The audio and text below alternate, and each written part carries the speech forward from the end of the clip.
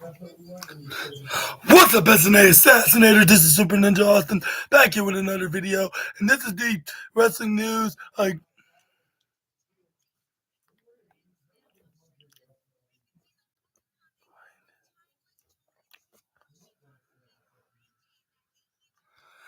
Yeah, like this is the AEW Dynamite review video.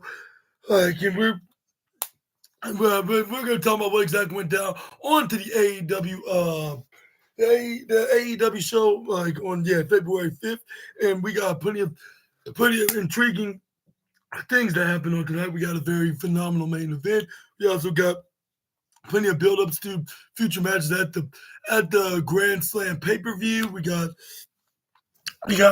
possibly the latest member of the Don Callis family being the mystery opponent for Will Ospreay. That's the choosing of what's his name, Donald Callis himself from the Don Callis family, and we got some goofy wrestling moments like this deserves like a couple gets this golden while the other gets the platinum trophies, like in particular. But it's where we got started things off with the backstage segment with backstage interview actually with Renee Paquette. We started hyping things up for the Ricochet versus Swerve Strickland match that's going to be live in Atlanta. But she was like, but first she has an interview at this time with Jay White. With Jay White's like, even though like he don't have his Bang Bang Gang boys to take on the Death Riders, but and because he don't have those guys, and I'm going to be talking about that in just a moment. Because let's see, two of them that made the return tonight, but that's on later on into the review video.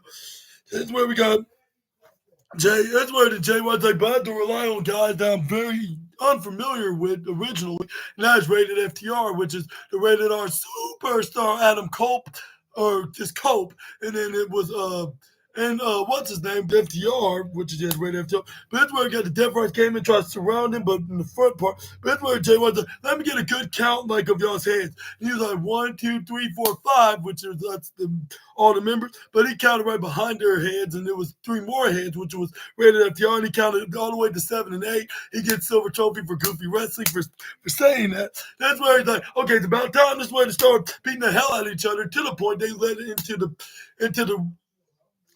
arena, into the building that Orlando was located at.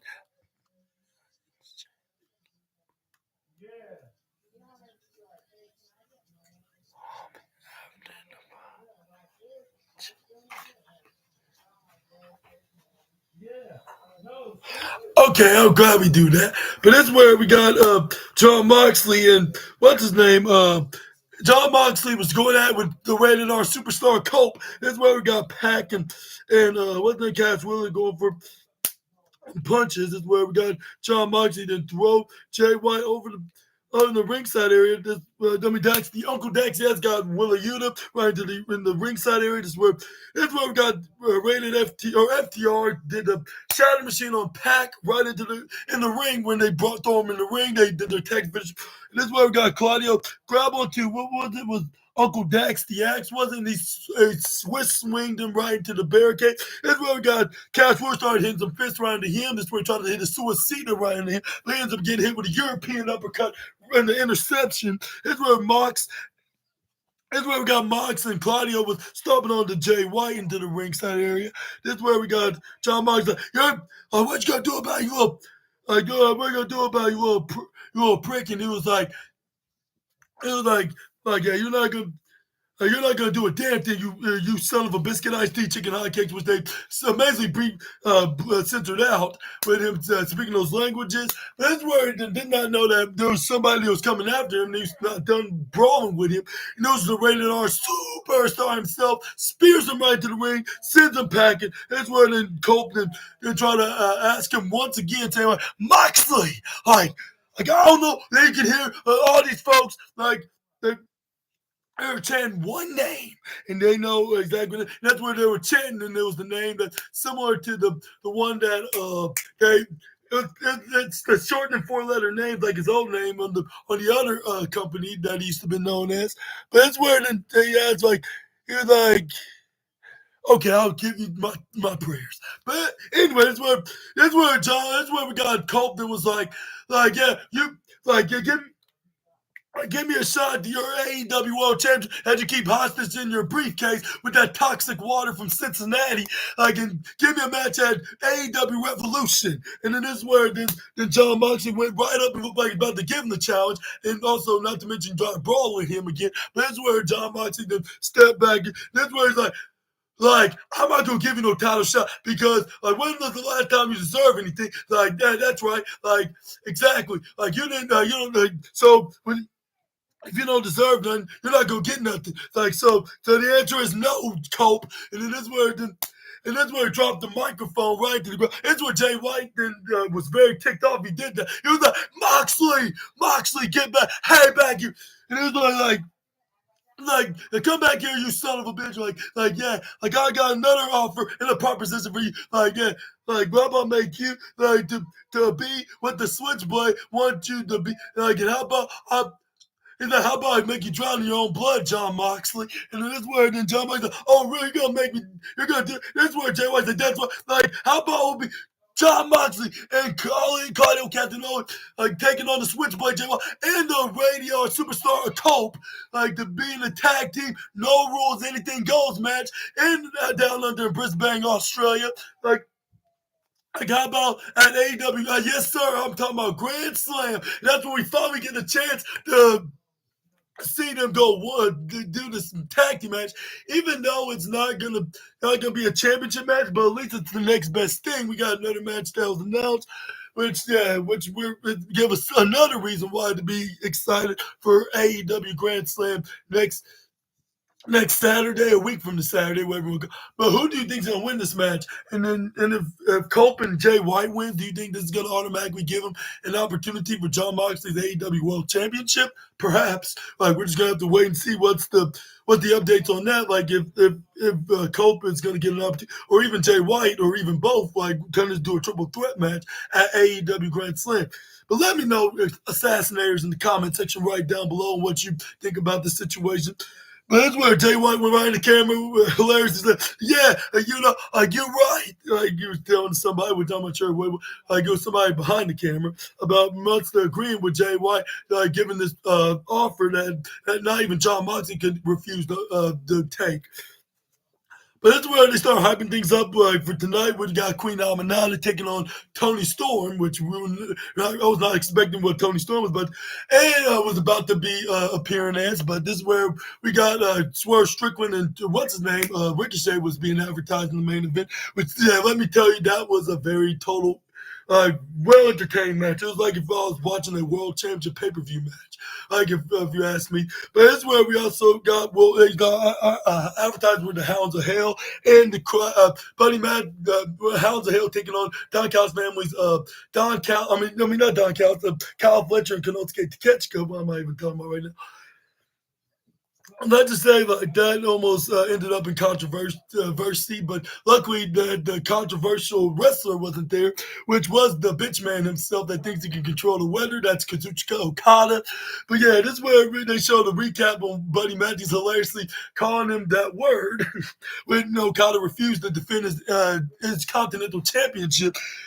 Thinking that he's a buffoon and a goon, but it's and a loon and what's that other one? And what was that? What my boy Simon would say?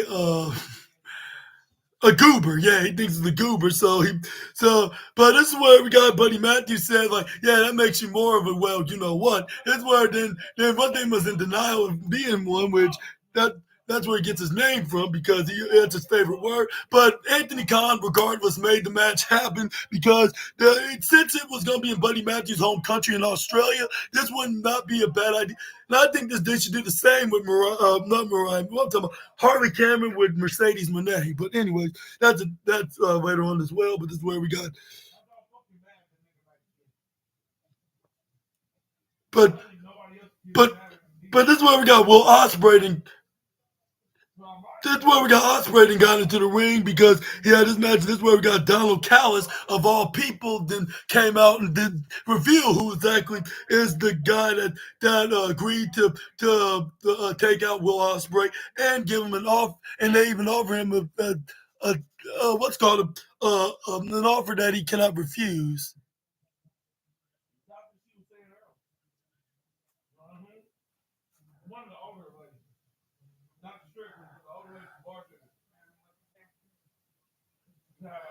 Okay, yeah. Like, I hope you sleep well, man. Yeah. But anyway, that's when the fans started chanting, fuck Don Callis, which I'm not sure if I should have said it that way. But I promised you assassinators I'm going to start being more accurate, like, when it comes to talking things about my podcast of 2025. What's on my podcast when I'm reviewing a show that say things like whether if it's censored or not. But if it's censored, I'm going to spell it out. But if it hasn't been censored, then I'm going to just say it, I guess his name, and just leave it like that. But anyway, that's where we got Donald Calliston saying, like, your opponent tonight is none other than your other former Aussie Open tag partner. I'm like, no, like, no way, like, don't tell me that he's referring to, like, and this where it was none other than the Brisbane native himself, Mark Davis. This is where Will Ospreay was in disgust and shock. He was like, no freaking way. It's like, what has he been drinking that thinking that Donald Callis is the right person to be siding with right now? And this is where then we got what's his name revealed, like what he did, like, and then Kyle Fletcher is kind of like the power of attorney over Don. What's his name what's his name of Mark Davis, like, which I don't know how that possible, but they basically paid him to try to assassinate, I guess, say in kayfabe terms, I should say, like, take out Will Ospreay so they can take him, so they don't have to worry about two men. Like, two men have to worry about, only one, and that'll be Kenny Omega. But that's where the fans start chanting, "You sold out" when the match started. Like if he's that guy that's known as the architect, but now is the visionary that that stabbed his kayfabe brother in the back before he became that original chief guy over at the other company, and that in the land of Stanford of sports and entertainment. But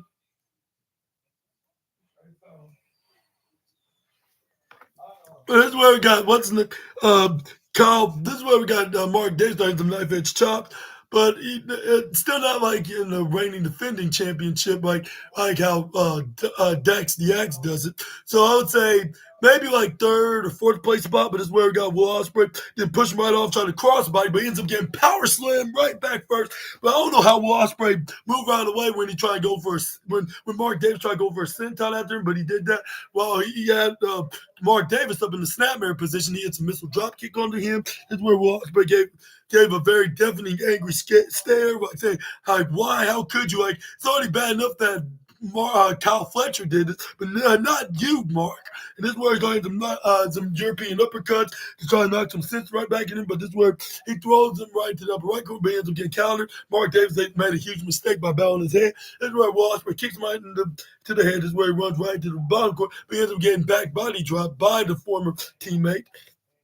But this is where we got what's his name? What else happened? This is where Mark Davis then hits a clothesline right on to the former AEW International Champion. That's where fans start chanting out spray, spray, spray, spray. That's where I was like, I wonder what they spraying for them to say that, because where is this even coming from? Like maybe somebody, one of the fans came out with a Febreze bottle and started spraying everywhere because it must smell like, well, like garbage is probably the best way to put it. But like maybe in the arena, like nothing against the arena in Atlanta, but just saying, like, because like what is saying I spray, I spray. I guess we spray, you spray, I spray, he spray, she spray, we all spray. I guess you could say. I mean, who wouldn't spray? Like whether if it's Axe or what's the other one? What's the other one that? The very good smell one? Old Spice, yeah, Old Spice and Old Spice, Axe, Febreze. like all those good fragrance, sprayable, yeah, fragrance, I guess you could say. But that's where we got Mark Davis was still in offense, even though the fans wouldn't stop saying that spray. Like this is where we got This is where we got Mark Davis picks him up, hits a standing suplex, flip right back. This is where we got. This is where we got what's his name? Mark Davis go for a swift kick right onto his back that must have made his spine must have cracked just by probably by 5 degrees 5 degrees away from the location like that was dislocated. But it's where then but this where we got when then Mark Davis picks up Will Ospreay, try to go for an avalanche maneuver, like a probably avalanche suplex. But that's where Will Ospreay to try to take a page out of Willow the Pillow's playbook and that certain prize fighter guy over at the other company playbook because they never they know like because they know Willow the Pillow never normally do not get suplex, but she did with Mariah May about a few weeks ago. But this is where we got Will Ospreay going for a springboard forearm strike like if it's very phenomenal, which it actually was, by the way. But that's where we got Donald Callis was trying to coach up Mark Davis to try to get him right back on track because he was just right on the tracks, like, even though he's taking a scenic route. But that's how Donald Callis, how the way he likes to get the job done, so he could savor the moment of seeing them getting tortured into the long way. But this is where we got the partial powerful force and all of professional wrestling came on, which was commercial break. But once they got done with the advert is where we finally got what name Mark Davis was back in control. So hit some repeated knife edge chop onto the to the former IWGP United States champion. That's where he then ends up getting chopped and clotheslined by Mark Davis, where he grabbed him by his head. Is where then Mark Davis started marching around with the aerial assassin and former teammate. Is where we got.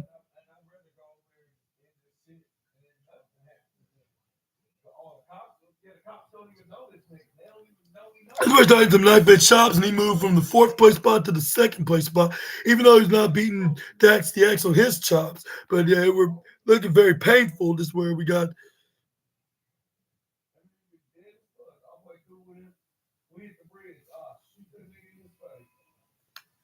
Well, this is where we got. Let's see, Kyle.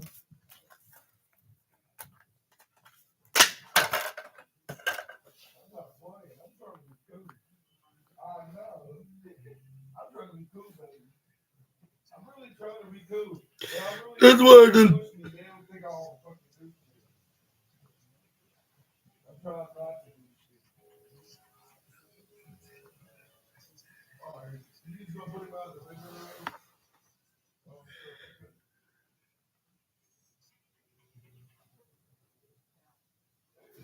What else happened? It was what else happened? Like Mark Davis was right on top. This is where we got. But that's where we got Will Ospreay and managed to make a comeback. This is where Will Ospreay hit an Ox cutter coming from the right corner side.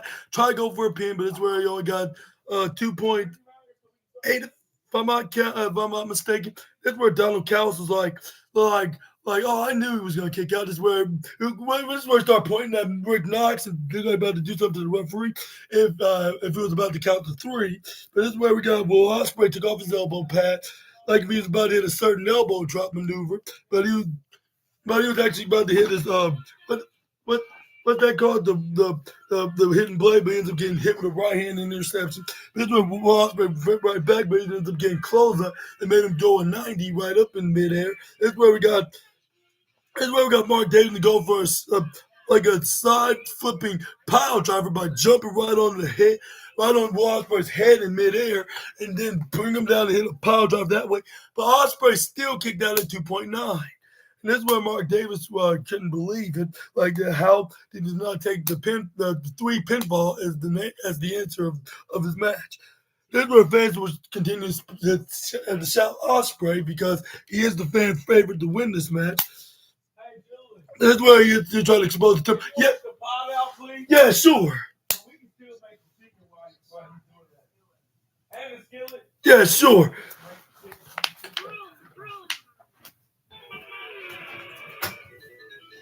What?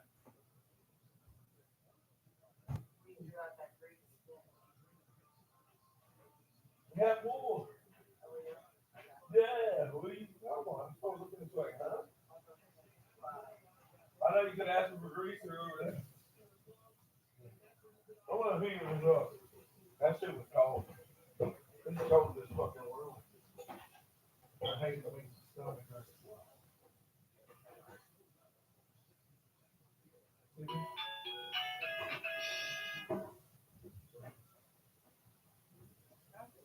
Not having it?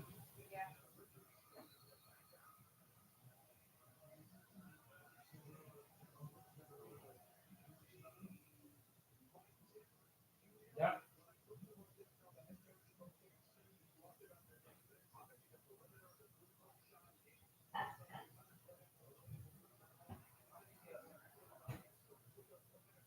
Sure.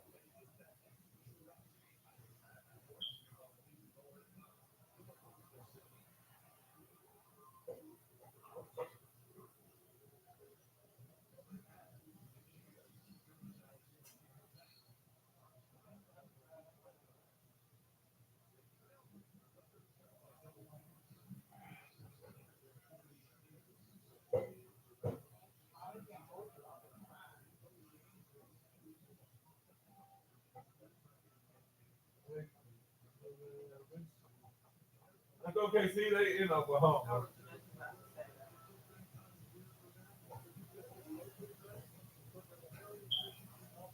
Sorry.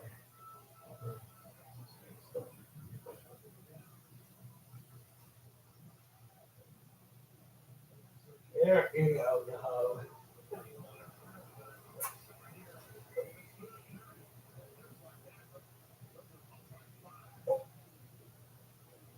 There's like a lot of open seats there.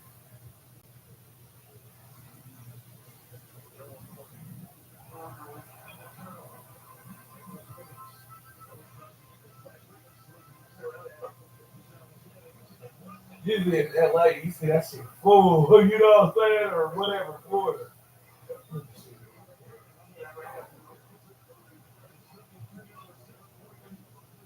You probably standing outside watching it there like kids.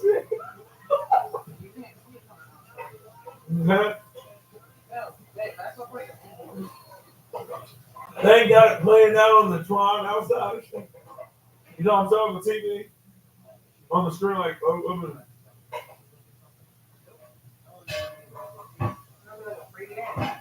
It would. They want you to pay. They want you to.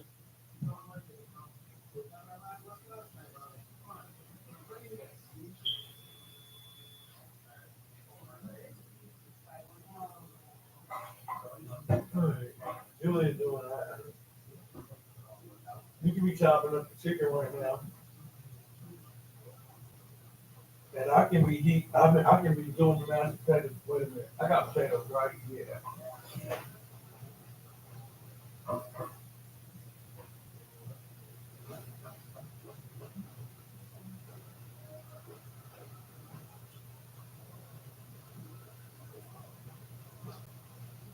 There's Marshawn Lynch.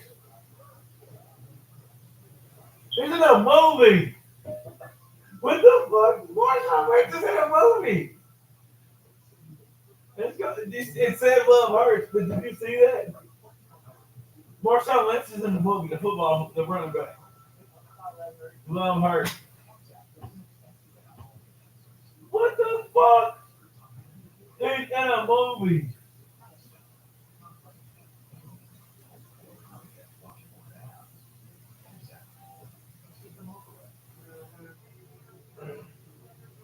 He got crazy. Marshawn Lynch did. Look at that out. Hey, Love Hurt, Hard Eyes. All the movies come out tomorrow.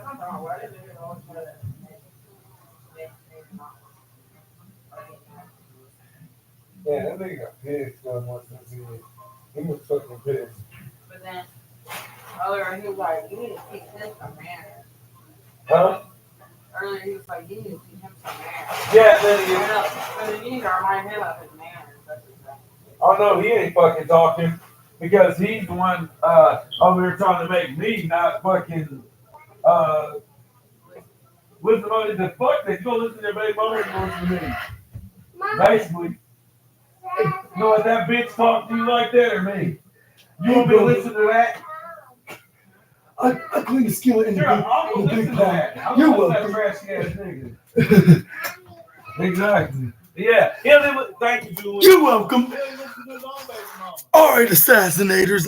I'm back here. What was I about to say? Oh yeah, Kyle Fletcher. I'm not Kyle. His partner Mark Davis of the Aussie Opens. Then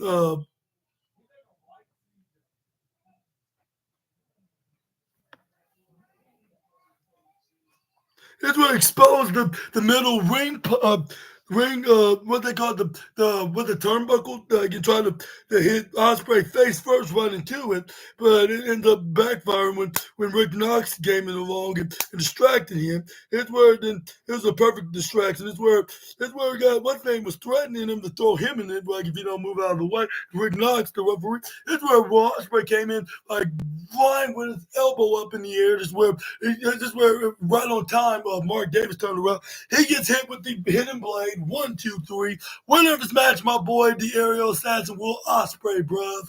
But yeah, that's where the Will Ospreay. Yeah, I got finally. Like yeah, like I'll beat anybody. Like even if it's a former ally, like which I understand, like why is he joining Donald Callis? Like when he did horrible things. Look at what he did to me and Kenny Omega, for an example. And it's only a matter of time going to do the same to our other former boy, Kyle Fletcher. And even Konosuke Takeshita, this is where fans are chanting, Ospreay, like, but they want to spray something, which I understand what kind of fragrance it might be in particular. But that's where the Ospreay start putting up in the air, put the microphone in the air so everybody could hear at home, and even Donald Callis himself, like, to hear what they're shouting, and it's definitely not Donald. But that's where it was, Atlanta! You're like, yeah, like good, like it's like a little pit party in here, am I right? And that's where fans are like, hell yeah. And that's where and you, Don, like, let's see, you want to quest the like you want to quest the party, but more of a party pooper. Like I got a new best friend back there, like, and who I'm teaming up with next Saturday, like at Grand Slam. And then that's where he was run out of breath, and he then said, like that. And that's where, well, he said, like, but, while he was agreeing with the fans are chanting his name by saying, who, like, he was like, Kenny, like, yeah, like, you're right. And that's where, then it was Kenny Omega that came out, when his music started playing. That's where, like, hey, like, I heard my name, like, so I thought I might come out, because that's in rulebook page 1408, if I'm mistaken, yeah. Like, which, even if it's the fans, like, you're going to come out. But that's where I got Kenny Omega. Then it's all Mark Davis. He was shaking his head. He's like, like, well, I don't know how much money that Don Callis bribed you of trying to take what. And that's where the Kenny Omega was like, I don't think I ever saw, I never thought I had a moment like this before. So I want to say it right now. Thank you, Atlanta. And that's where fans start chanting Kenny, because he's a mega. That's where he pointed out that he's only been a couple of times. It's the first time. This is where, yeah, he pointed that out while going to Mark Davis, like even though like this is the celebration of my good old new pal Will Ospreay. Well, I want to talk to Mark Davis, which the fans are booing. Him pointing out like why did he sided with the Donald Callis family member, the leader. That's where Will Ospreay was like. That's why Kenny Omega's like now I don't know like how what deal that he made with you, like man to man, like I know it's you like well like I don't know what you don't know what you got yourself into. Like I know it might be scary, it might be brutal, like might be dangerous, but it's not worth signing with him when there's actual guys that you can trust as allies and friends. And that's where fans started clapping when he said this, and that's where then This is what Kenny Omega's like I had an itch, like also like I couldn't help it, but I had to come out here and say hello to you guys. And I had fans that said hello right back while chanting his name, Kenny, repeatedly. That is. And this where then Ospreay was like, yeah, like it was like yeah, like I never thought I would love to hear the sound of Kenny's name. Then when Ospreay did him, that's where Konosuke Takeshita and what's his name, Kyle Fletcher, tried to come in to fight off Ospreay and Kenny Omega. But this is where then Donald Callis for the first time did the right thing. Anyway, now it's at the tie. And that's where then, Excalibur and Antonio Schiavone even said they were yeah, like Donald Callis for a while, like just doing the right thing. That's where the Kenny Omega like like how about you meet us face to face like one more time or like you could choose the other option you pick if not like I suggest you guys pack a bag, get on a jet, I can train and to get yourself prepared for a week from the Saturday in Brisbane, Australia, because it will indeed be Grand Slam. We're going to be fighting. It'll be William Ospreay taking on Kenneth Omega against Kyle Fletcher and Konosuke Takeshita. And this is where this is where Kenny Omega finished off by saying it's been quite a while since people could really just feel like what I've been feeling back in 2019 when this AEW and it's and then now it's everybody's finally getting to feel how I felt back in 2020 and 2021 and then and then now everybody finally feel when Omega is feeling when he's back, and now I'm now in 2024. He's like, now y'all feel what I feel. Like it's not just gonna be for a match for fun, and it's not gonna be a match to prove that we're better wrestlers than you two idiots. Like it's a match to prove that the future lies in this company, and not in your ramp and right here in this very square circled ring.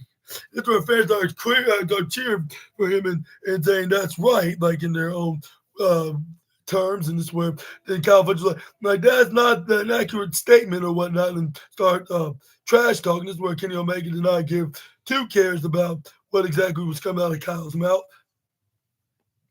But that's where Kenny Omega ended with Atlanta by saying goodbye and good night to you. And that's where then this pyro and then this theme entrance came on. That's where it's well, that even amazed me. And that did look intensely impressive. I guess that's the right term to put. But what are your thoughts onto this segment? And also, who do you think is going to win? I think I'm going to be saying that until I do my predictions video, do my prediction segment, which that'll probably take place next Wednesday if they don't have a collision this Saturday, or maybe even, not Saturday, more likely on Friday or whatever day, maybe.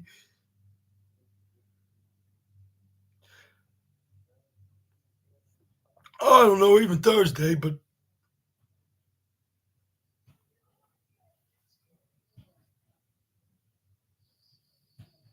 next up we got a hype up video with Swerve Strickland and Ricky the Dicky. This is where they showed this past one,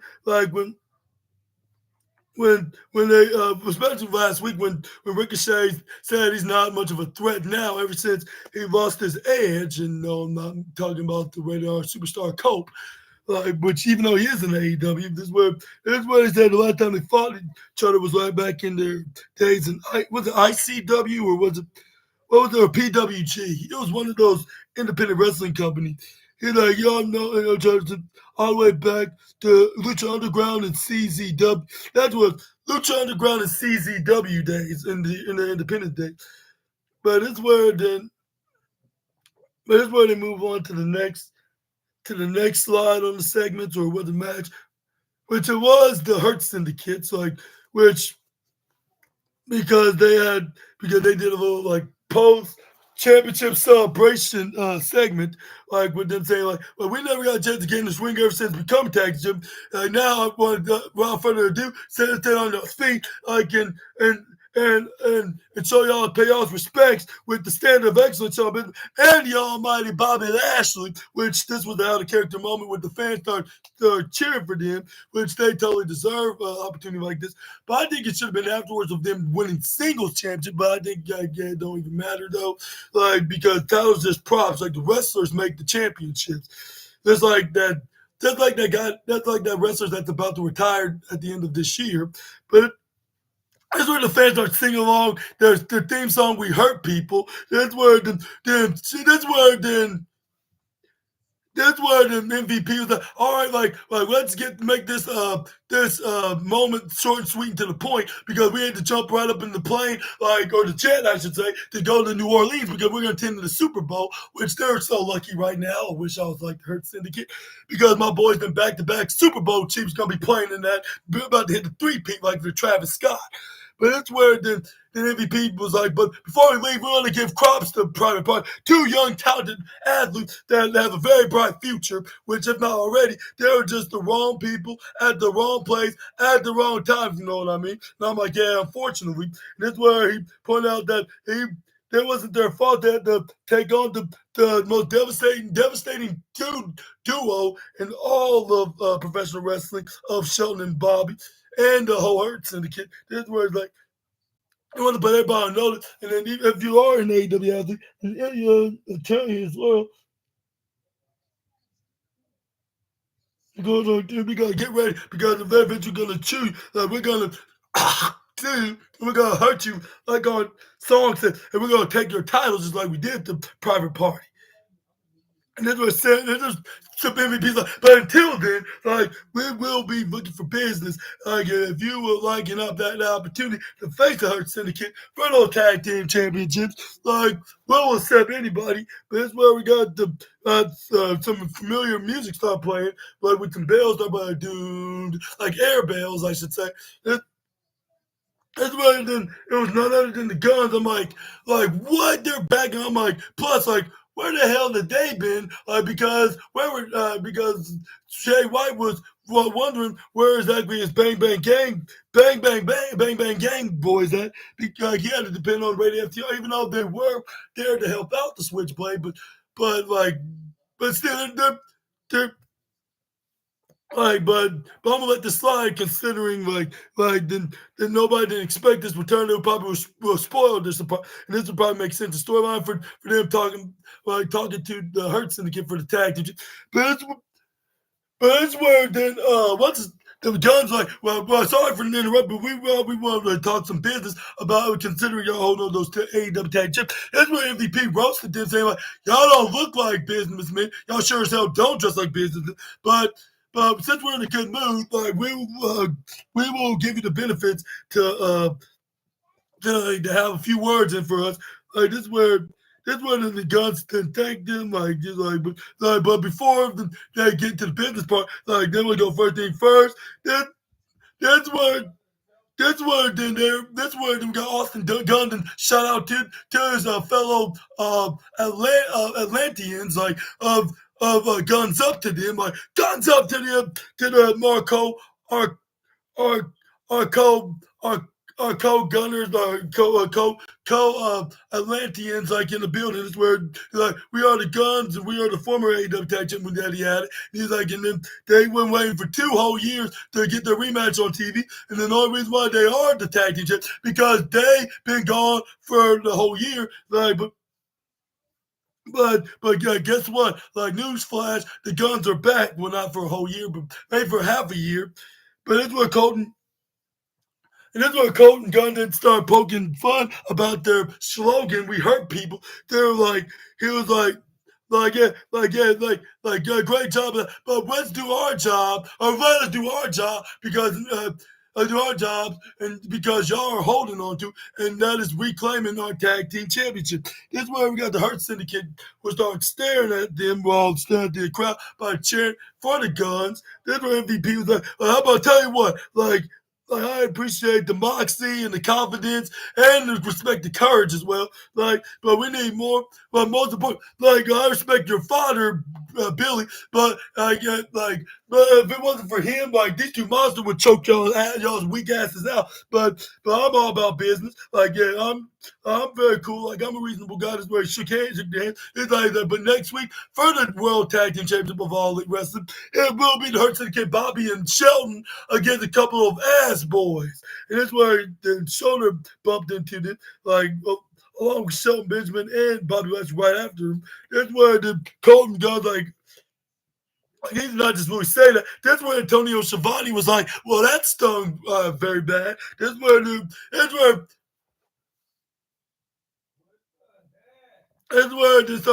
where fans start chanting their nicknames. That's where Austin goes like ass boys. Like, hey, like ass boys, what are you talking about? Like, you know what? Like that's where they said a very non-PG word, which they quickly said it. But it's what also got said. But while finishing up by saying this infamous catchphrase that sounds similar to his dad and his former teammates' catchphrase, said the only thing a little bit different. But said, "You're not down with that. We got two words for you," and he said, "Guns up." Yeah.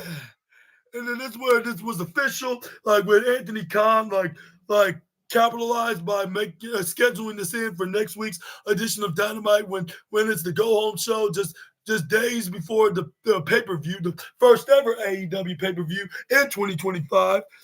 But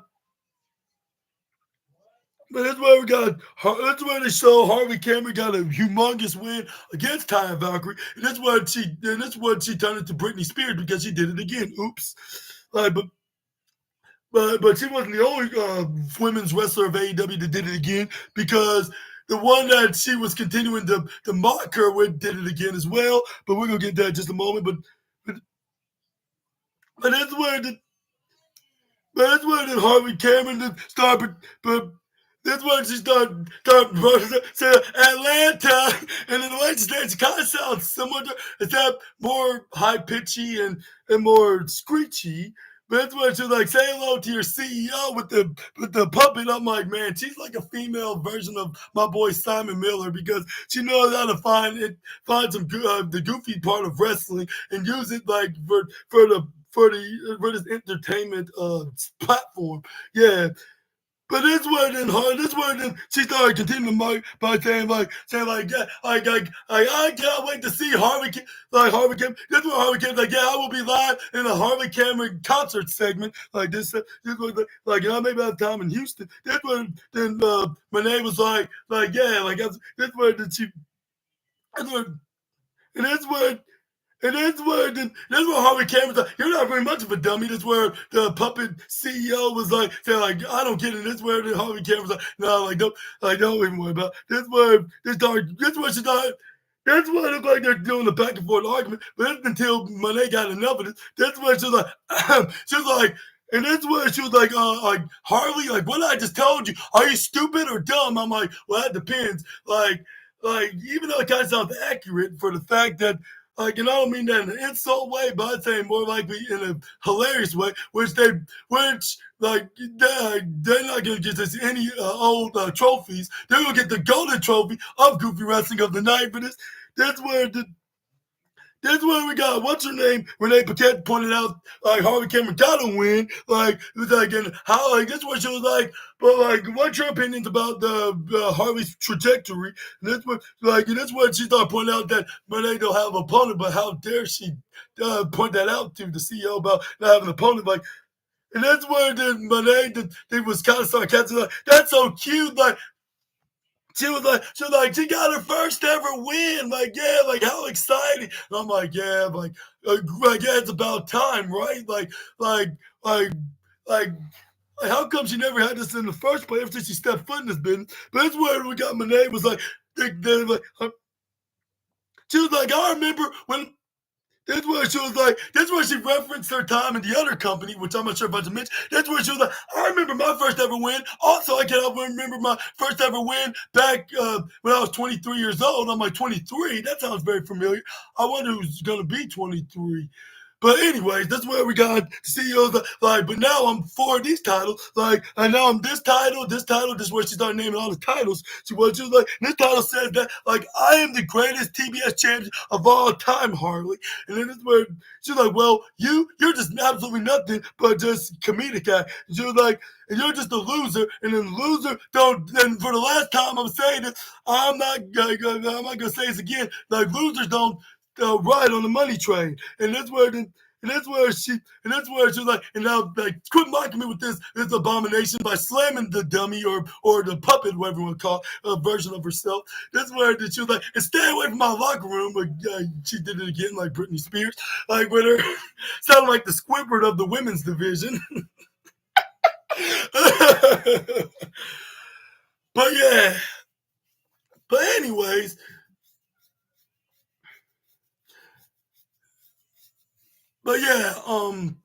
this was she went back in the locker room, but long after we got Harley Cameron said, "Fill my rap with a whisper" by pointing it out. Which that never gets old. Yep, again, I'm gonna say it again. Even though, unfortunately, they're not number one, considering who somebody, let's say, got the platinum trophy, which I'm gonna get into in just a moment. But yeah, they were very entertaining in front of my screen. So I'm not just gonna give it I'm not gonna give it the bronze or the silver trophy. It's definitely getting the golden trophy of Goofy Wrestling because they just know the definition of it for sure. But do you think Harley Cameron still be Mercedes Moné's a challenger for the women's TBS championship? Let me know in the comments down below. I think that's going to be the case. And I think the win against Taya Valkyrie this past Saturday is just the start. That's the start. But we're probably going to see more that's going to be coming for the next week. And then this is where Anthony Khan will finally book the match. But the thing is, I hate to break it to Harl's here, but she's not going to beat the CEO. We're going to be seeing her hold on to that title for a year and probably even more, like afterwards, like after she lands the year milestone. But we're going to move on to the next slide. We're going to talk about Heyman Adam Page. Then had. And there was backstage. It was also interviewed next, like after Renee interviewed both Harley and Mercedes. Like now she went to Hangman Adam Page. This is what Hangman Adam Page was like, yeah, like I told you, this is the best. Where the best wrestle is, and then this is where then we got And then this was like, and then it's like, and Christopher Daniels, I have nothing to blame. Christopher Daniels agreed to put his career on the line against me in that Texas Death Rap, and then he paid that price, and now he's never gonna wrestle again. And this is where we got Max Caster came in, being very intrigued on Hangman Adam Page for some given reason. This is where he was saying like, yeah, like I'm absolutely agree with. This is where he's like, Christopher Daniels, like, yeah, I want to give, I want to give a shout out to you, just like, and that's where the Max Captor tried to bribe Heyman Adam Page. He's like, how about you attack? But that's where then Max Captor tried to give him a proposition. Like, how about I'll give you plenty more herpes, like Christopher Daniels, like he's never gonna listen. How about we do the same? Like, why will you hurt Anthony Bowens like that and Billy Gunn like that? Like, I don't mind because I would do it myself, but I'm too busy doing these open challenges about who's gonna be a perfect addition for the best wrestler alive right here. That's where then we got what? That's where we got Hangman Page. You know what? Like you. That's where then Hangman Page like, yeah, I see you're up to something, Maximilian Caster. That's where he's like. That's where Heyman Adam Page but the thing is, I don't see neither Billy or Anthony. Like, how about it'll be you, Maximilian? That's where the Max Cat's like, I would, but I'm still trying to have things ready for the Saturday, which I bet he's probably not. But that's where he's talking about it. That's where he went back to his car. But that's where we got Heyman Adam Page following him afterwards. That's where. This is where they went off screen. This is where they went back in the ring because we got the next match that's to happen. And I would say the Will Ospreay versus the Mark Davis match gets silver trophy. But I'll say this tag team match was totally good as well. But I'm gonna give it the bronze trophy because it was just something filler, but at the same time, it was a very entertaining filler tag team match. Like to warm both men up, like for with the especially with the two Aussie stars going to be competing at Grand Slam, and also Takeshita's going to be doing the same. Because they both have big opportunities of a lifetime with Kyle Fletcher and Konosuke Takeshita trying to take out the guys that they claim that overshadowed them, both Omega and Ospreay, like which both men have they both have an O that starts the letter on both their last names respectively, and also we got what Buddy Matthews trying to get a Continental Championship opportunity, which he does have the opportunity, but trying to get his hands onto it and be a championship just like his wife. Well, I cannot mention her by name right now, but I mentioned her multiple times here on the SNA podcast. But anyways, this is where we got Buddy Matthews to start things off with a fellow Aussie, and there was none other than Kyle Fletcher, which is like, yeah, like we're not even in Australia yet in our home country. And they still want to start off with me. This is where Buddy Matthews like, yes, like I want to make an example out of you and make a statement to that bitch man that thinks I don't deserve a shot at this Continental Championship. Here's where we got Buddy Matthews did a wrist lock onto Kyle Fletcher, but this is where we got Buddy Matthews rolling over, going for kip ups. This is where it goes for wrist lock, bending them side to side. This is where we got, what's his name? You got Buddy Matthews going for a wrist lock. This is where we got him to bending it harder and harder and harder. This is where he tried to go for. That's where they start chanting House of Black. Fans are chanting. That's where they start sending out the black, but this is where they forgot they're known as the Hounds of Hell. This is where they start chanting their name because they're the fan favorite baby faces. This is where we got Buddy Matthews did a headlock and slam so hard to the point he accidentally pinned him, and it made Kyle Fletcher's both shoulders went down. That's where the referee started counting. This is where we got Kyle Fletcher to kick him right back up because Buddy Matthews made a huge mistake. This is where we got Kyle Fletcher throws Buddy right to the left side. Buddy shoulder tackles Kyle. This is where then he goes for. This is where try to go for an arm drag. This is where Buddy Matthews try to go for a swift kick. But this is where Kyle Fletcher move out of the way. This is where he was like, oh no, this is where Buddy Matthews was like, you were so lucky you were expecting that because if you wasn't, you wouldn't be so lucky right now.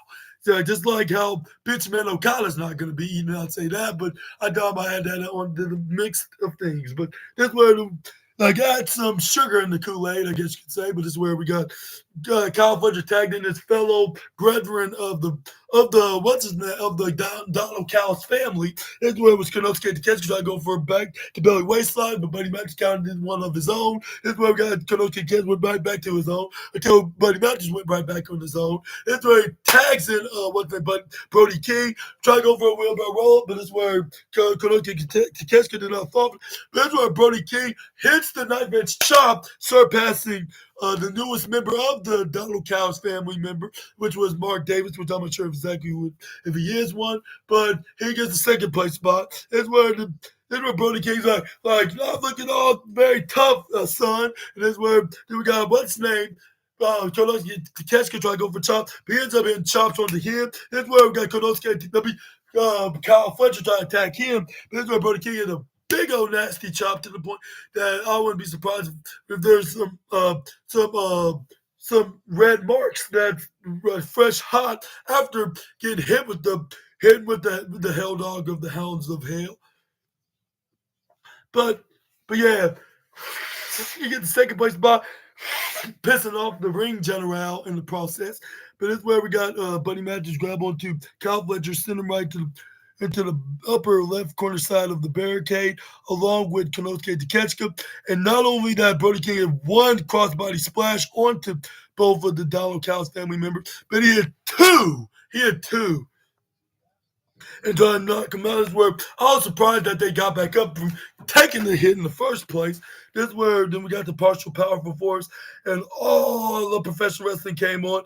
This is where And I was also surprised that Brody King then got the double whammy onto them. Must have found the double whammy card when he did the first time. But this is where we got. But this is where once the partial adverts did came back on, this is where we got Kyle Fletcher was there, doing plenty of attack moves onto what's his name, Brody King on the offensive side. This is where they started are mocking him. This is where we got this is where we got what's his name? Brody King try to go for an attack. This is where we got what's his name? Brody King. Then this is where he got Konosuke Takeshita to try to go for like a what they call a Samoan drop. Well, he's not from Samoa, so I guess it's called the Japanese drop.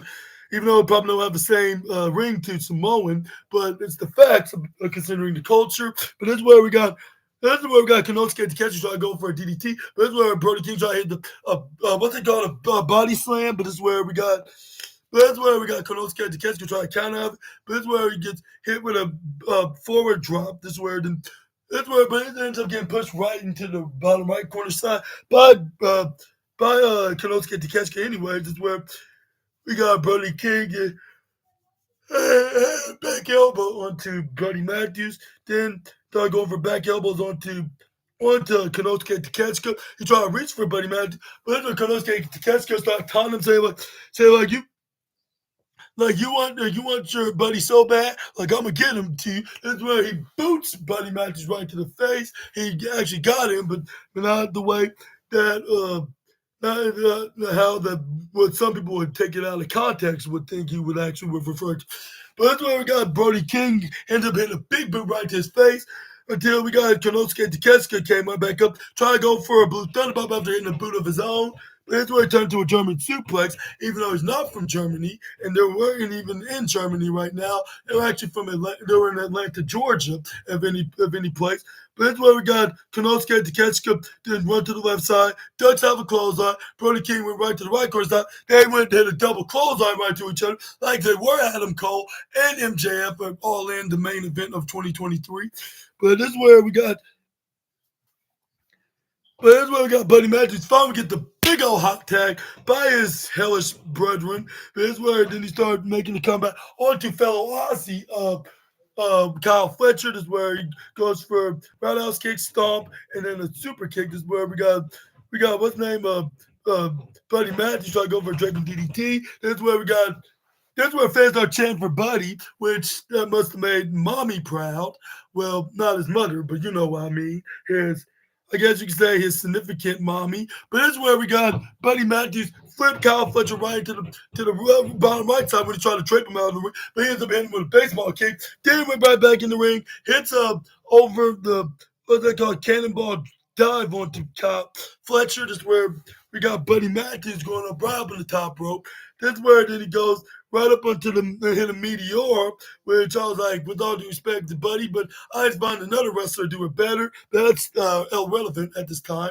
Well, not irrelevant into Super Ninja Austin's eyes, but just saying to everybody, not trying to be a biased a-hole. But that's where he tried to go for a pin, but he only got 2.8. Fans start chanting, this is awesome, which I totally agree. I was like, but if it wasn't for the Ospreay versus the Mark Davis and Swerve Strickland versus Ricochet match, this would have probably gotten the golden trophy itself. That's where we got Buddy Matthews in a knee strike right into the face onto what's his name? Kyle Fletcher. Konosuke Takeshita try to go for an attack, but he kicks him right off. But that's where he never got distracted by the man. I'm like, ooh, Delally, in sarcasm. I'm like, why is this piece of fruit is coming out here? And that's where it was the bitch man himself, the Rainmaker, or at least the man that thinks he can control the rain, which I think there's two guys before Okada that can control the rain, and he's sure as hell not one of them. But that's where we got, this was a perfect distraction at the moment until, what's name got out of the distraction trance. That's where he flipped right out of the avalanche suplex, grabbed Kyle Fletcher's head, got it between his legs down onto the turnbuckle. That's where he super kicked right to the face. That's where he tags in Brody King. Brody King then hit the middle drop kick and right into the left corner apron while Brody King hits the cannonball at the same time, trying to go for a pin. That's where it was almost a 3. It probably would have been a 3. And let me tell you something. We saw Konosuke Takeshita was barely standing right in the ringside area, right into the bottom left side. But how in the hell, like, he got up right up on the top rope, and that's where he hit a swanton of all moves right on to Brody King. I'm like, well, no, this one maybe where the fuck the heat just came from, and when he was on the ground. Well, maybe the camera didn't show we were getting up on the top rope, so that makes sense in the world. But this is where we got Konosuke Takeshita was fighting both Buddy Matthews and Brody King in the ring, which I don't know how he was doing until we got the following double team in the current international championship with Brody King go for a sleeper. Then we got Kyle Fletcher and a drop kick on the Brody Matthews right to the left side. Then it's where we got what's his name hit the stunner. What's his name? Konosuke Takeshita while Kyle Fletcher catches him, hit the draping DDT because it was a guarantee. Even though the last time I tried to hit that maneuver, it was the attempt onto Buddy Matthews. But the thing is, like, but yeah, this is where we got Konosuke Takeshita attacking Kyle Fletcher. Okay, Brady. But that's where we got Konosuke Takeshita and Kyle Fletcher to go for a double consistent brainbuster. Yeah, boxing. Watch out. I don't have the other glove, but it's fine. Who knows? SNA could get into the boxing business. Yeah. Oh my gosh. That hurts my fingers. Watch out, Jake Paul. SNA's coming after you. But anyways, here you go. But that's where we got Kyle Fletcher and Konosuke Takeshita celebrate the win after hitting the maneuver onto Brody King, which that's probably the smart thing because if Buddy Matthews getting a title opportunity, you don't make him look like the weakest guy. Like, what's the point of him giving him a title opportunity if he can't even win a match, let alone him getting being the one to be taking the pinfall in tag team matches? But that's where we got. They showed a replay of Samoa Joe and Hook beating Kip Sabian and Nicholas Wayne until Christian Cage came in and attacked Samoa Joe. But that's where we got Samoa Joe and Hook happened to run into the stepsons of the patriarchy. That's where they beat them up after some back and forth words to each other. That's where we saw Christian Cage and Christian Cage and Nicholas Wayne's mother, Shayna Wayne, were hiding right into the back room so they wouldn't get attacked. That's where Christian Cage pretended that if they didn't know what just happened, that's where they started saying, "What the hell just happened here?" Like with them being in the ground, like pretending that he didn't know, but he just don't want to. I don't want to get in the midst of this, but it's like sooner or later he's going to have to be in the ring with the Samoan submission machine, and he has been multiple times. Which I'm not sure if I should mention it by name, even though I mentioned the company that the AEW used to partner with, which that was probably like 3 years ago. But let me know. But this is like probably how many years later? Like 17, 18 years later. But yeah, let me know down in the comment section right down below. Like, that's where we got the salt of the earth himself, MJF, came out because he had plenty of things to say about what's his name? About Jeff Jarrett. This where, and that's where it's like humble star, like you just couldn't do that, Jeffrey. Can you? Could you? And it was like, no, 3 times. He's like that's why I had to teach you a lesson, old man Jeff. He was like, and that lesson is as follows: AEW. Like the E, like in AEW, stands for elite. All elite wrestling. That's what he said, to be the exact, like not all elderly wrestling. With that, had me dying with laughter. Which I was like, I'm sorry, Maxwell, but there was plenty of other wrestlers that got the silver and golden and even the platinum championship. Like, y'all, you're gonna have to settle for the bronze trophy. Like, for still being funny in the top 3 list. But that's where MJF was like, and then because There's nobody that's on the level of the devil. It is we claim that he's going to recapture his AEW World Triple B Championship. But that's where, before I get even finish his statement, that's where we got Maximilian's Caster came into the ring. Like, this is where then I thought he was turning into a fanboy. This is where the MJF was like, why not this shit again? This is where he's like, can't you see I'm talking right here? This is where the Maximilian Caster was like, okay, like I'm not here to stay, like I'm just here just to get away from the man that's after me. This is where he started pointing right up into the front entrance rail, and this is where it was none other than the guy that MJF also have beef with, and it's the guy that calls himself the cowboy called himself Sugar Honey Iced Tea. Then those fans start chanting cowboy shit, and yeah, this was 2024. You probably wouldn't hear me say that word because I'm trying to make it a bit PG. But since AEW is less of like a PG product, more likely 14, I guess you could say TV 14. This is where we got MJF is like, hey, this is my time. Like you guys like cowboy shit, don't you? This is where he started sarcastically telling the fans, like, yeah, like so how exciting, like. But before I was so rudely interrupted double time, like I am like of a hack of a talentless, worthless hack, which he pointed right up into Max Caster was running to, and it's like there ain't nobody. That's where somebody just made some like some what they made some donkey noises. I guess that's where the MJF was like you. That's what MJF was like saying like and the fans are chanting shut the fudge on sweet and chocolate kiwi kale up. That's because you gotta keep it on charge until it's away from the zero mark. But it's okay, Birdie Bird, yeah. You should have waited until a little so you don't have to worry about charging it very soon.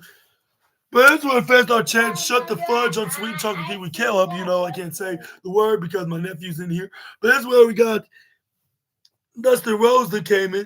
Like, that's where then Dustin Rhodes started sounding like the Squidward of the men's division, like Mercedes Moné, the women's, by saying, shut your stupid traps. And that's where I was like, there must be like SpongeBob and Patrick. They want to cosplay as Squidward, I guess you could say. And then start singing that song, I'm Squidward, Squidward. But that's where we got, what's his name? Dustin Rhodes, all you do is talk, and I'm getting sick of it. Like, you're talking about my best friend, Chad. I suggest you to keep. I suggest you to keep Owen Hart's name out your mouth, like, or else I'll kick your teeth in. And I would. Stop talking about people past issues about the drugs and alcohol, and I am one of those, and I take full offense to that. For 16 years clean and sober, like I would straight to hell, like I look the devil in his eyes, and I take his face. Although he said don't talk about people's mothers and their wives as well, like. And again, you have all the potential in the world. You decide to go to the hard places and throw them all away.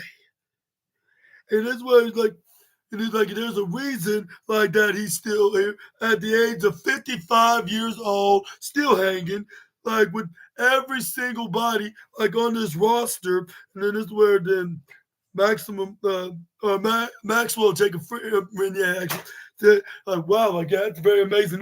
That's where Dustin Rhodes is like. That's where he's like, I am the survivor, and I am one of the last of my kind because I survived every single thing, everything that you cannot even think about in your skull right now to do to me. Like I've been through, boy. And that's where MJF's like, not supposed to be sympathizing about this. That's where then we got Dustin Rhodes like, I want you to notice right now, like because when I've gone here and called it quits, like. Hello, broken forever, Max. He's like, I am better than you, and you know it.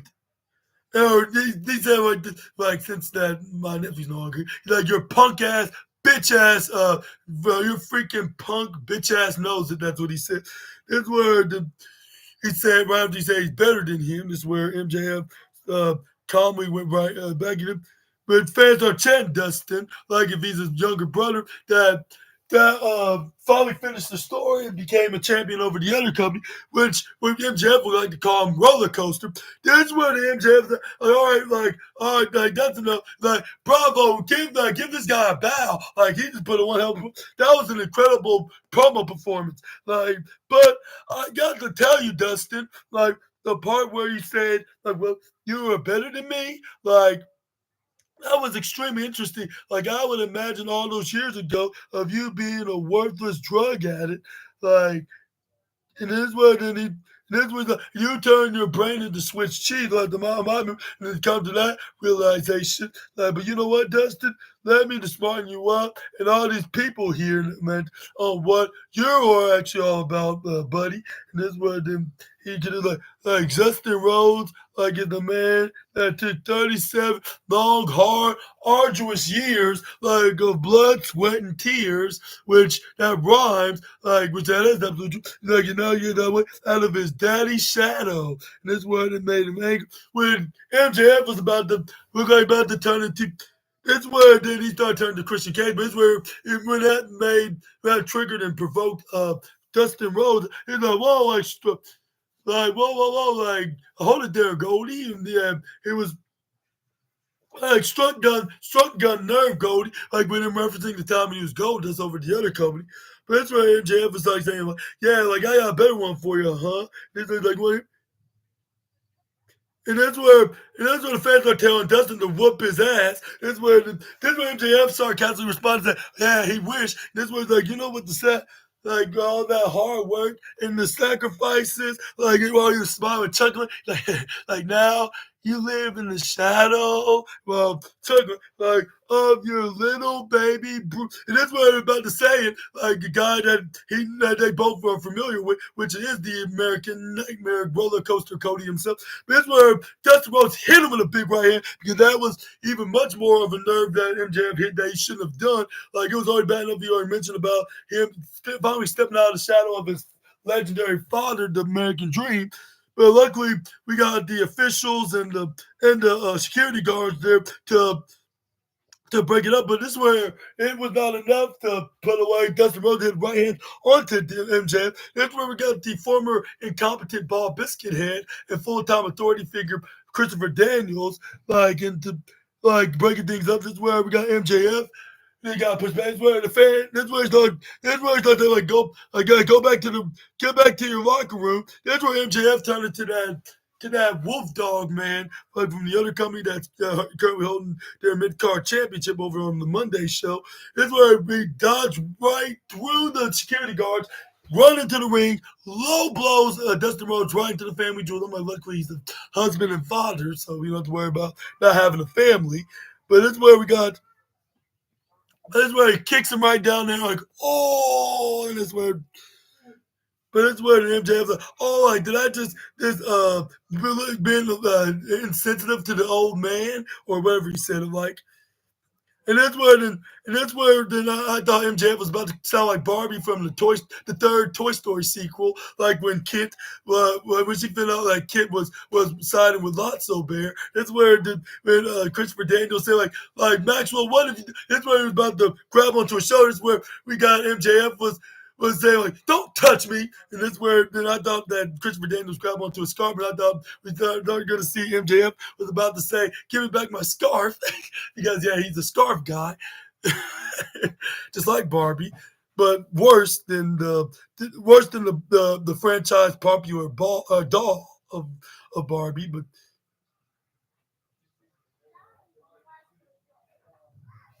But what are your thoughts on this feud? And then this word we got Dustin Rhodes, then challenge him, eventually challenge him when he got backstage when Renee Paquette was interviewing him, like with him saying he's done playing around, like and before what's his name? Jeff Jarrett gets his hands on the salt of the earth. He wants to get it first next week on Dynamite when they go on Tuesday. I forgot to tell you that that's next week's Dynamite's gonna be, which is gonna be the same time. And it's the funny coincidence that the other show is gonna be on at the same time, but in a different channel, which I believe Warner Bros. Discovery owns that broadcasting channel. But It's gonna be their go home show because their pay per view is gonna be on the Saturday too. But right after AEW Dynamite, AEW's pay per views that's gonna be on, which is gonna be on early in the morning, which I heard is gonna be very early because they will be down under for the Australian pay per view. But I will this Tuesday. I will indeed be making a what's called a a prediction segment, kind of majiggy, I guess you could say.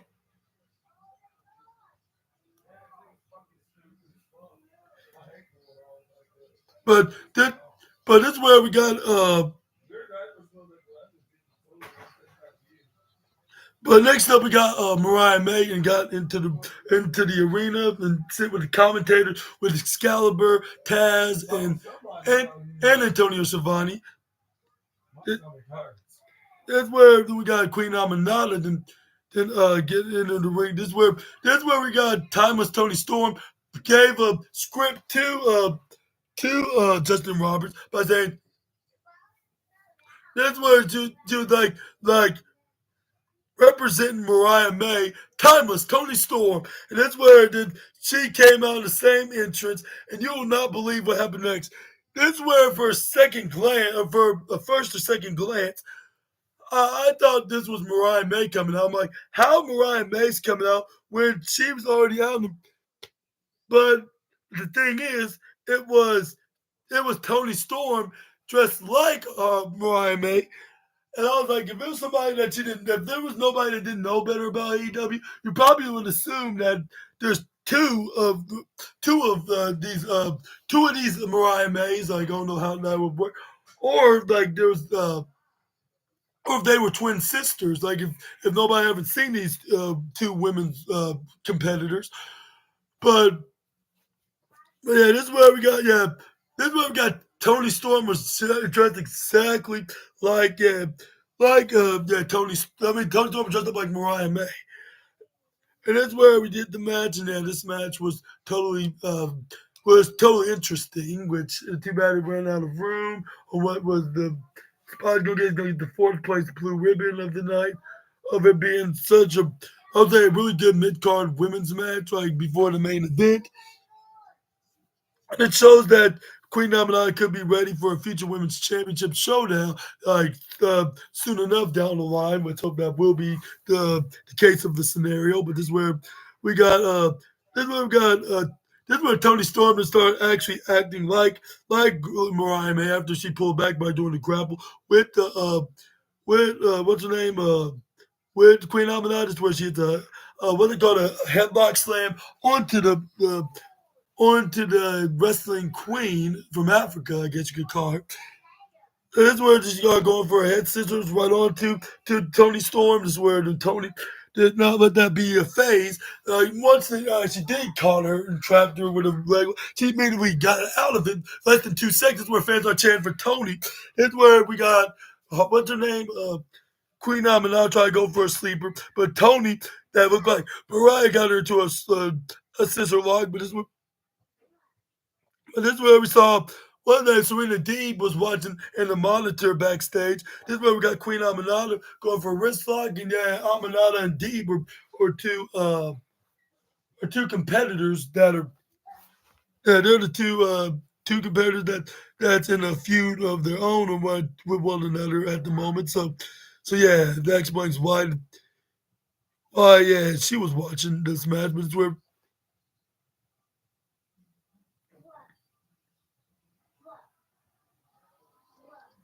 but that's where we got Queen Aminata, then got her right where she wanted when she was in the ring. This is where we got Aminata go for the boot, but also knocking her head first right onto the apron, hit a jaw right into the face.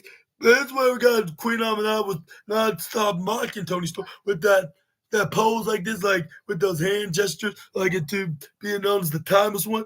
Queen Aminata would go for a cover, but Aubrey Edwards counted one, counted two, but she only got a 2.8.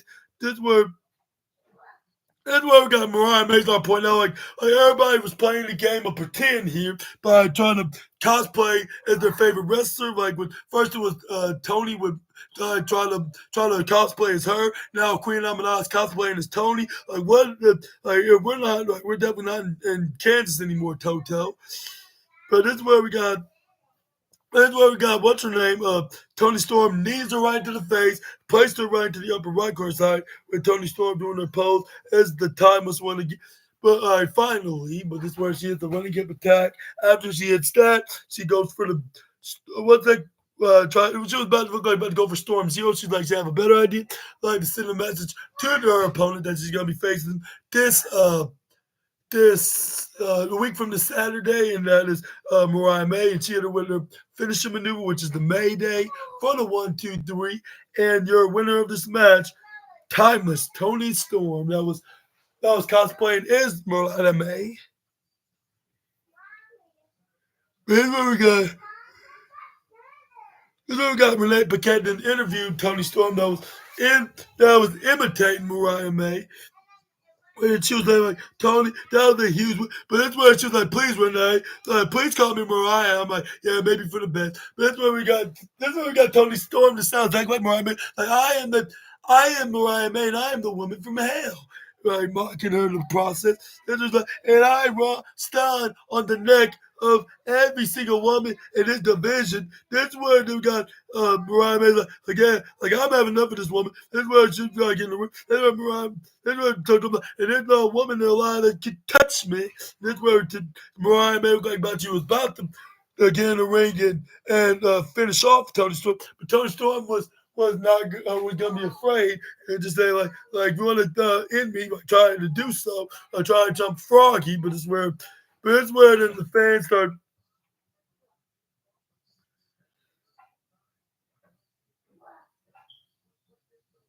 That's where the fans start chanting Bridge Braun Bridge, or whatever it's called, whatever she chanted. But that's where the AEW Women's Champion Mariah May then was leaving when her AEW Women's Champion. She was like, she's Mariah, but that's where she was like, you can't believe that's actually Mariah. That's where fans start pretending that it really was her, but you all know it wasn't exactly. But that's where we got Mariah May, or Tony Storm, I say, was laying right onto the paper in a very non-parental guidance position with her putting her fingers in on her lips, which it looks very, I'll say, inappropriate. That's the right term. And that's where we got. Here's where Chris Jericho did the latest episode of the New York Minutes, which this never gets old, even though they weren't in New York. But it's still a catchy name for the segment. Like Bandito, like what we can talk about is the one man in professional wrestling, Bandito, and I don't know how you got yourself back in AEW. Like it was like I might say like Bandito, like he's like, I don't know how you're a one to man, like returning last week on Collision, because nobody here wants you here in All Elite Wrestling, period.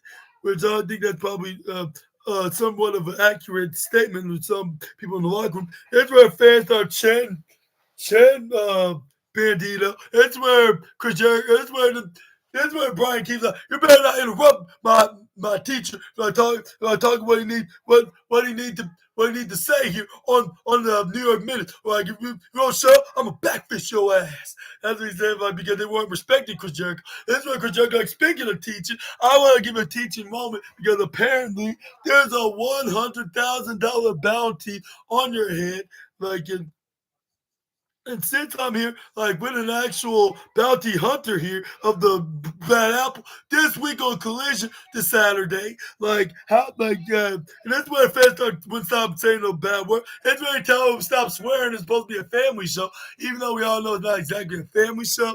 But that's where Chris Jericho's like, I'll give you $2,000, Brian Keith, if you do beat Brian Keith on Collision, like a big deal has done to Powerhouse Hobbs, Will Hobbs, like, and it's where. And that's where he gave the microphone to Big Bill. Like, yeah, Hobbs, wherever the hell you are, and right before he could even make his latest statement known about his arch rival, that's where then Powerhouse Hobbs came out of nowhere and not ready to talk it out. He ready to fight out like if it's Dragon Ball Z.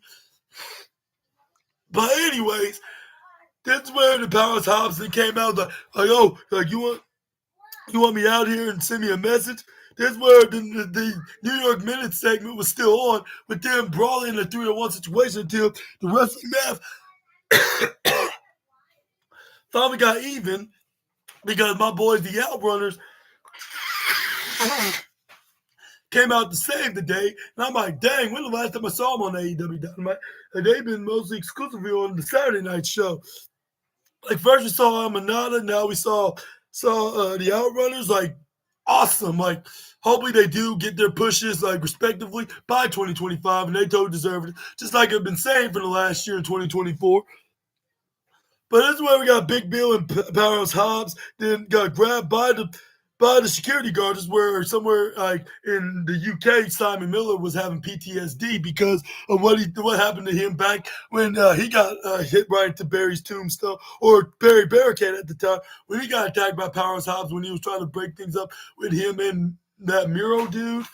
But this is where they respectfully chokeslammed the security guards. This is where they went right into each other, started beating the daylights out of each other, to the point they knocked each other right into out on the announce table when they went right outside the right corner side, which I'm surprised that the table didn't explode. Well, Powers out didn't specifically spine buster him. He just lifted him up and threw him over the barrier. This is where they got back up. This is where they actually knocked down the cameraman, just like that certain visionary and that original chief of his tribe, like over the other company did back a year ago when they were brawling on that Monday night show, like just on that Monday before the biggest pay-per-view of the year in that spring of 2024. It's where that was similar to like that, but it's where the fight wasn't done after the powerful force was off the air, like the commercial break. Like this is where, like, once the advert was done, this is where they sent the learning tree home until this Saturday when they go on Collision. This is where we got Swerve Strickland was getting ready for his match against Ricochet.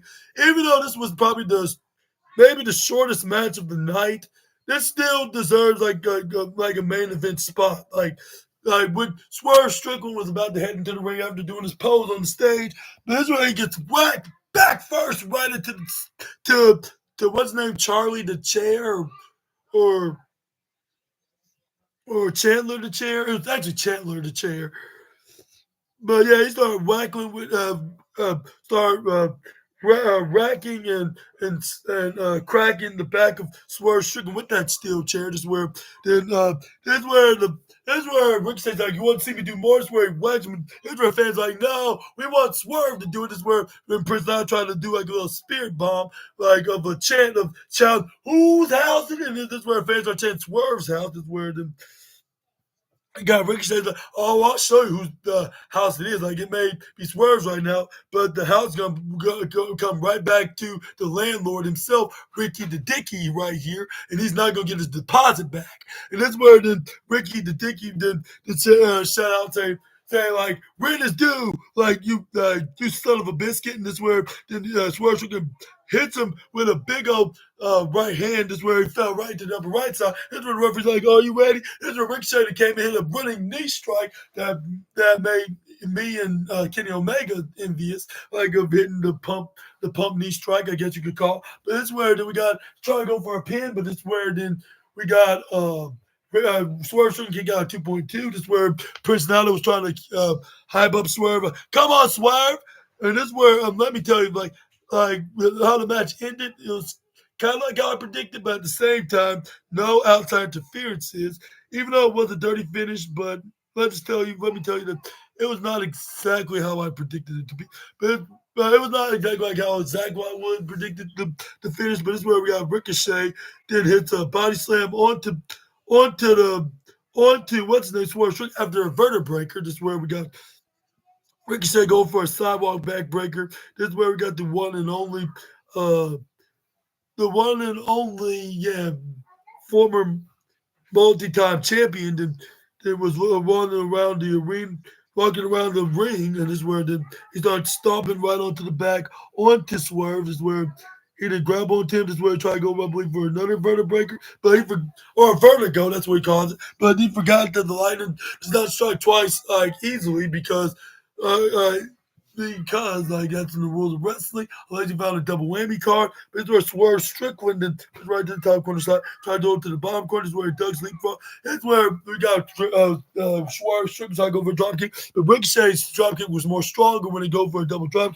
That's where Ricochet's sitting right to the top corner side. He hit the Suicida right onto the former AEW World Champion. That's where Swerve and gets thrown back first right to the top corner side. Is where. And I totally forgot to tell you like who got the platinum trophy of the night. It was Tony Storm, just like Mariah May. It's not gonna get the golden trophy; it's getting the platinum trophy of Goofy Wrestling of the night. And beware, Mariah, you do not want to get your TITs ripped out by this woman and knows all about it. Like that's the specialist and the professor of that. Which I'm not gonna get into more of that because it sounds inappropriate for me to explain it. But this is where we got. Ricky the Dicky then came in, and this where it was like about to hit a power bomb like a certain animal that's in movies, just like those other two guys that are movie stars and wrestlers at the same time. But at the other company, I'm not sure if it's mentioned by name, but that's where we got Ricky the Dicky and Swerve to start hitting some punches right to the right, and then the left is where fans start booing Ricky while when Swerve tries some right hands, he gets stuck. But this is where we got Swerve Strickland hit a back. What they call a power bomb back first right on to the what they call the barricade. This where then Ricky the Dicky's like, oh my spine, like oh like God Almighty, like why did you let this happen? This where then Swerve Strickland then picks up the one and only like right back in the ring. This where got Prince Nana did a big old high five to him right after he chanted who's house the first time, and then he did another one right after that. But that's where we got Ricochet trying to go up in the top rope, trying to get the 630 split. But that's where we got Swerve triple right over. That's where Swerve exposed the turnbuckle pad, or that little padding on the pole. That's where he tried to go for a cannibal, which hit him chest first, which I'm surprised that did not put him away for good. But it's where we got him continuing to fight him when the partial powerful force came on. But once the partial advert thing came on and off, like with Swerve Strickland, we got the offense in. This is where what's his name? Ricochet then started hitting some chops and punches, and some right hands right to the chest and the head. This is where we got Ricochet right to the left side, but he ends up getting hit with a right uppercut. Ricochet go for a leg kick, and here he goes for a roundhouse kick and a kick right in the head. This is where we got Ricochet. Then look at the. You want to see me knock? Want to see me knock down the Swerve Strickland for good? But where Swerve Strickland counter out of it, trying to go for a what's it called a power bomb turned into a fireman's carry, but where Swerve Strickland countered, try to go for a power bomb into a power slam, which I believe that Ricochet was trying to steal his move and result to injury. But this is where Swerve Strickland tried to go for a pin after that. This is where he only gets kicked out at 2.8. Once again, this is where we got Swerve Strickland like, what does it take to put him away? This is where Swerve Strickland was about to hit the Swerve Stomp, which he ended up doing so, and I couldn't believe it. Like, even if you told me like the predetermined plans, or Anthony Khan told me the predetermined plans, I would believe that the plans might have changed here. Like with Swerve Strickland hits the Swerve Stomp right onto Ricochet, but still he kicks out at 2.999999999 double triple nine minus 0.1 out of the ninedoms, like from 3. This is where Swerve Strickland to try to recapture what's his name, Ricochet. Is where we got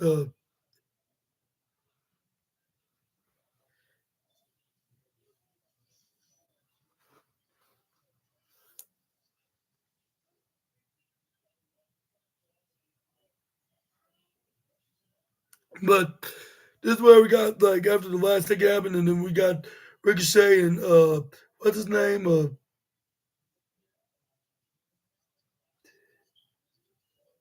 this was Ricochet got back in position. This is where we got Swerve to go for Ricochet go for a roundhouse kick. This is where we got. This is where Ricochet to try to go for a middle drop kick onto the back of Swerve Strickland. This is where we got right to the kidneys. This is where Ricochet going for a leg drop and then punches. They go for a leg kick, cartwheel kick to be the exact, and this is where we got.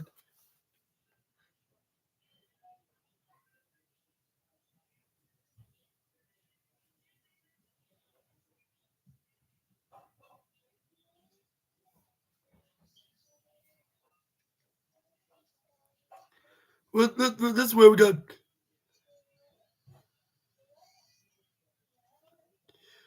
This is where we got Ricochet and then trying to.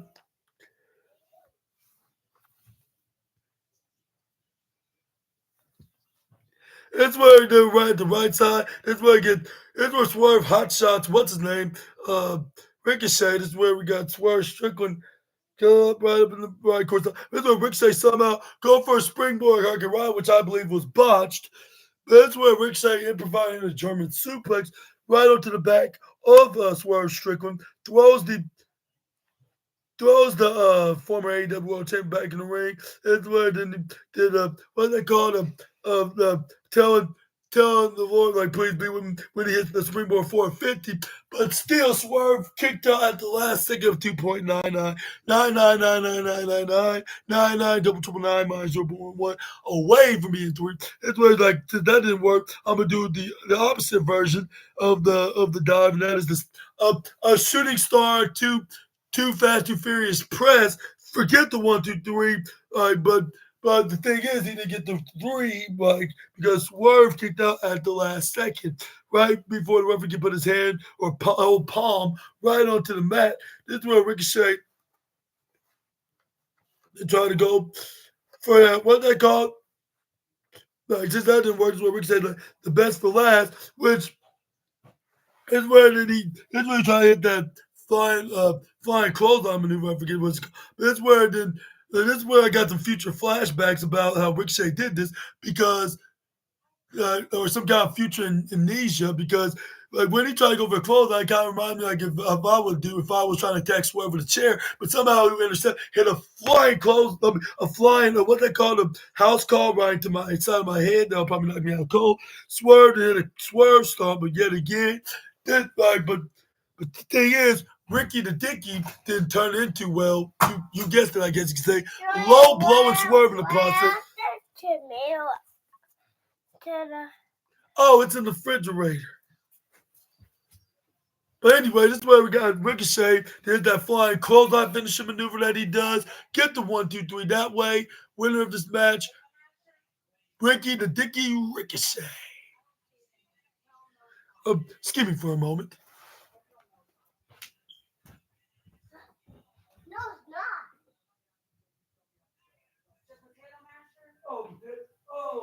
Absolutely.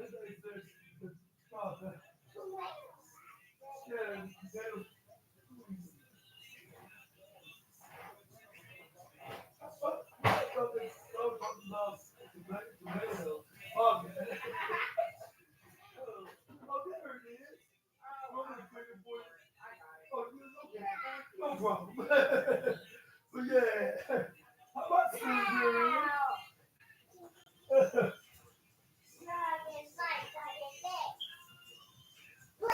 hey,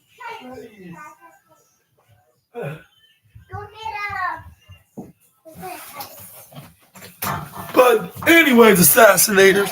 That was yeah. But anyways, that was the end of the show. Basically, this is where we got but that was the end of. I'll try you. But yeah, but that was the end of today's AEW Dynamite review, and that AEW did a very fantastic job again. No, it's gonna pray. No, don't be doing. But I hope y'all enjoyed the video, and hopefully that it was your type of cup of tea or your cup of coffee, whatever you want to describe it, is your preference in your entertaining, what they call it, into your, I'll say, into your, for your entertainment, I guess you could say that's the right term. But or should I say your entertaining tank? I guess you get your entertaining gas tank. I hope it was the fuel of your entertaining gas, your entertaining wrestling tanks. I guess you could say, but yeah, I sure think there was for me, like sure as hell, and I'll say I'm gonna give it not. I would say it wasn't perfect, but at the same time, it still was very good. So I'm gonna give it about. And I'm not saying this was perfect. I would say maybe 5-star rating because I ain't seen nothing really bad wrong with anything. I and if it was something minor, but I still would give it 5 stars. And I hope this feud continues between Ricky the Dicky and Swerve because it seems like they're not going to end this in the cliffhanger like this, like with Ricochet being the one that's going to be the victor into the feud. Like, and maybe we could see a rematch down the lines, like between either a Grand Slam or even afterwards. But let me know in the comment section right down below when do you think that they're gonna be doing? Do you think that when they're gonna be doing a rematch? Also, I hope y'all enjoyed the video as well. And if so, please make sure to hit the big thumbs up button, considering hit the subscribe button and the post notification bell for more SNA for more of my SNA videos. And make sure to check out my football news on January 6th, yeah, January 6th, February 6th. What am I even talking about right now? Because this Sunday we're gonna be talking about my back-to-back Super Bowl Chiefs are gonna be doing it again for the third straight time for the third straight year in a row for the fourth time in their careers, I guess you could say. And can they be like Travis Scott and hit a three-peat? We're just going to figure that out this Sunday, but we will be talking about what's going on in the world of the professional football and the football news, where we're going to be talking about the wildest and intriguing football news stories and transfers that you assassinators need to know from the Bleacher Report article. And we will be talking about all that stuff. And we're probably going to be talking about stuff about the Super Bowl and how to probably watch it. I'm not sure, unless we already done that. But yeah, or anything about the Super Bowl or like anything that's football related, anything of the sort. And I hate to break it for you assassinators, like this week will be the last time I will be making the football news, and I'm gonna be leading towards a future animated news I'm gonna be making on the channel, like until football season come back on in August or September, where we're gonna be seeing my boys, the back-to-back Super Bowl Chiefs, back in the field, like last year, like when they played against the Baltimore Ravens, which was my first Chiefs review video in prime time, where they took on the Baltimore Ravens. And the funny thing is, I'm undefeated when it comes to making review videos about the Chiefs. Every time I make a review video about them, like they always win the game. Yeah, it never fails. Like it's always like that. Always like review a video with the Chiefs, like behind the primetime game, they always win. And I just hope that they do the same this Sunday. I mean, hoping and praying. But yeah, that'll be it for now, and I'll catch you guys tomorrow, like about that video. And I hope y'all are having a fun, wonderful day. And I'll catch you guys later on the next video with some more SNA content. Until we meet again, Super Ninja Austin out of here. Bye bye, my assassinators. Y'all take care and have a wonderful rest of your night. And I'll catch you guys soon. Peace.